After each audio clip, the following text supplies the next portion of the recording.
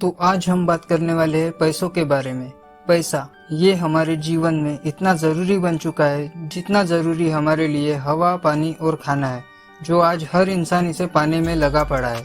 कभी आपने सोचा तो होगा ये ऐसी क्या सिचुएशन बनी कि पेड़ की छाल से बना हुआ नोट का टुकड़ा, इसके लिए लोग दुकानों में, ऑफिसेस में जाके 8-8, 10-10 घंटे काम करने लगे। इन सारी चीज़ों का जवाब सिर्फ एक ही चीज़ में है कि ये पैसा है क्या और इसका इवोल्यूशन कैसे हुआ। ये क्या है, ये क्यों और कैसे आया और आखिर इसका जन्म कैसे हुआ। इन सभी सवालों का जवाब आज आपको इस वीडियो में मिलेगा। और जो लोग ये कहते हैं कि पैसा सब कुछ नहीं है, पैसों से खुशियाँ नहीं खरीदी जा सकती, वो एक बार ये देखिए। ये है अमीर लोग और अब सड़कों पे जिंदगी बिताने वाले लोग। कुछ फर्क दिख रहा है? यही है पैसों की ताकत। जिंदगी बिना पैसों के जीना लगभग नामुमकिन है। जहाँ पहले जंगलों में शिकार करके जिंदगी बिताने से लेकर आज इन एडवांस बिल्डिंग, इंफ्रास्ट्रक्चर्स और इतनी सुरक्षित व्यवस्था, और जहाँ इंटरनेट, एरोप्लेन, रॉकेट्स, मिसाइल्स और सैटेलाइट्स के दौर में अपन आ गए, ये अगर पैसा नहीं होता तो शायद नामुमकिन होता। तो चलिए जानते हैं पैसा है क्या, क्यों है पैसे, इसकी हिस्ट्री क्या है, पैसा कैसे जन्मा। तो वीडियो एंड तक जरूर देखना, आई प्रॉमिस आपको कुछ अच्छा सीखने मिलेगा। तो शुरू करते हैं। तो बात है 15,000 BC के टाइम की, जब हमारे पूर्वज जो जंगलों में छोटे छोटे कबीले बनाकर रहा करते थे और शिकार करके अपने कबीले वालों का पेट भरा करते थे, और जहाँ सिर्फ एक मोटिव होता था, खुद को जिंदा रखना। पर धीरे धीरे शिकार कम मिलने से उन्हें दिक्कत आने लगी, जिसके कारण वो दूसरे कबीलों के साथ मिलने लगे और अपने हथियार उन्हें ताज़ा मांस के बदले एक्सचेंज करने लगे। हाँ, यहाँ एक्सचेंज ऑफर चल रहा है, जिसे हम बार्टरिंग सिस्टम कहते हैं। बार्टरिंग सिस्टम यानी एक चीज़ के बदले दूसरी चीज़ देना। तो ये लेन देन काफ़ी सालों तक चला। बार्टरिंग सिस्टम इतना सक्सेसफुल था कि लोगों ने ट्रेड यानी व्यापार करना तक शुरू कर दिया था। जो लोग दूसरे कबीले के लोगों को पहले को मारने को तुले रहते थे, वो अब उन्हीं से ही ट्रेड कर रहे हैं। लोगों में वो भाईचारा बढ़ने लगा, इसी कारण लोग एकजुट होने लगे, और तब तक लोग खेती करना भी सीख चुके थे। टैलेंटेड तो थे हमारे पूर्वज, मानना पड़ेगा। और हाँ, उनकी पॉपुलेशन भी बढ़ने लगी। और पॉपुलेशन बढ़ी मतलब दिक्कत। कैसे? रुको समझाता हूँ। देखो, ज्यादा पॉपुलेशन यानी ज्यादा ट्रेड, और ज्यादा ट्रेड यानी ज्यादा आदान प्रदान। और अब लोगों को याद रखने में मुश्किल हो रही थी। नहीं, वो बादाम खाना कम नहीं किए, बल्कि ज्यादा आदान प्रदान करने की वजह से किसे क्या देना है और किससे क्या लेना है, ये याद रखने में मुश्किल हो गई थी। तो इस मुश्किल से निपटने के लिए उन्होंने क्ले, मिट्टी या पत्थर पर लिखना शुरू कर दिया था। ऐसा जन्म हुआ अकाउंटिंग का। Necessity is the mother of invention, यानी आवश्यकता ही आविष्कार की जननी होती है। पर इसमें अब एक बड़ी समस्या थी। आपको दिखी? चलो मैं बताता हूँ।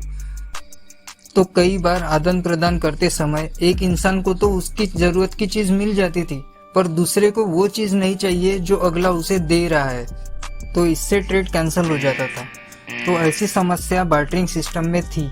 तो इस समस्या से छुटकारा पाने के लिए अब इंसान ऐसी चीजों से ट्रेड करना शुरू कर दिया जो हर किसी के काम आए। चीजें जैसे गेहूं, चावल, पालतू जानवर जैसे गाय, भैंस, गधा, हथियार जैसे चाकू, तलवार, कुल्हाड़ी, और इंसानों को भी ट्रेड करने लगे। अब आप बोलोगे कि बाकी सब तो ठीक है, पर इंसानों को क्यों ट्रेड करते थे? तो उस समय दास और गुलाम की तरह इंसानों का इस्तेमाल किया जाता था, और ऐसे जन्म हुआ कमोडिटी मनी का। लेकिन कमोडिटी मनी में लोगों ने देखा कि कई बार ट्रेड करते समय एक इंसान अपनी चीज को सामने वाले की चीज से ज्यादा महंगी बताने लगा। तो यहाँ लोगों को एक ऐसा कुछ चाहिए था जो सारी कमोडिटी मनी की वैल्यू डिसाइड कर सके, और जिसकी वैल्यू हो और जो लंबे समय तक खराब ना हो। तो समय था 1600 BC का, जब प्राचीन ग्रीस सिविलाइजेशन में और चाइना में मेटालिक मनी की शुरुआत हुई, जहां प्राचीन ग्रीस के लोग सोने और चांदी को मिक्स करके सिक्के बनाने लगे, और चाइना में पीतल और तांबे के सिक्कों का इस्तेमाल होता था। और फिर क्या, मेटालिक मनी आग की तरह पूरी दुनिया भर में फैल गई। सब लोग कमोडिटी मनी से मेटालिक मनी की तरफ आ गए। तब ट्रेड, व्यापार जोरों शोरों से चल रहा था। लोग जहाजों से अलग अलग देशों में व्यापार करने के लिए जाने लगे। लेकिन एक टाइम पे गोल्ड के सिक्के लेकर ट्रैवल करना, मिलावट का ध्यान रखना और उसकी सिक्योरिटीज मेंटेन करना काफी ज्यादा इनकन्वीनियंट था। फिर गवर्नमेंट ने एक ऑप्शन दिया, आपको अपना गोल्ड कैरी करने की अब जरूरत नहीं, आप गवर्नमेंट को जाके गोल्ड डिपॉजिट करिए, उसकी सारी सिक्योरिटीज गवर्नमेंट टेक केयर करेगा और उसके बदले आपको रिसीट मिलेगी। रिसीट को कोई कोई प्रॉमिसरी नोट भी कहता है और उस रिसीट के बेस पे आप ट्रेड कर सकते हैं।